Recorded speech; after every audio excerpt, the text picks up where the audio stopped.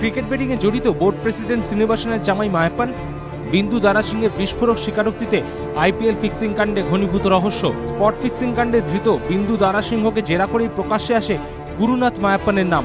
মায়াপ্পানের সঙ্গে নিজের ঘনিষ্ঠতার কথা স্বীকার করেছিলেন বিন্দু। এবার জেরার মুখে বিন্দুর দাবি বেটিংয়ে জড়িত ছিলেন মায়াপ্পান। পুলিশ সূত্রের খবর, জেরায় বিন্দু জানিয়েছেন আইপিএলে বেটিং করেছিল মায়াপ্পান।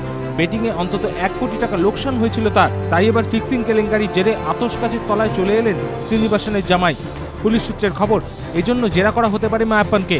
এদিকে বৃহস্পতিবার মুম্বাই পুলিশের ক্রাইম ব্রাঞ্চে গিয়ে তদন্তকারী দলের সঙ্গে কথা বলেন বোর্ডের chief administrative officer Ratnakar Shetty ও আইপিএল সিইও সুন্দর রামান।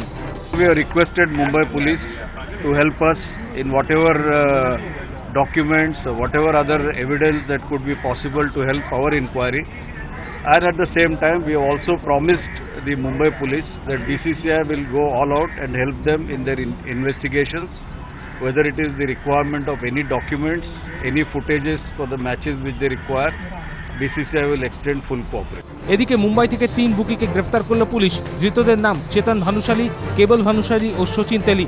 ধৃতদের কাছ থেকে একটি ল্যাপটপ, 12টি সিম কার্ড ও নগদ টাকা উদ্ধার করেছে পুলিশ। অন্ধ্রপ্রদেশের নেল্লোর থেকেও গ্রেফতার করা হয়েছে 1 বুকিকে। এবিপি আনন্দ।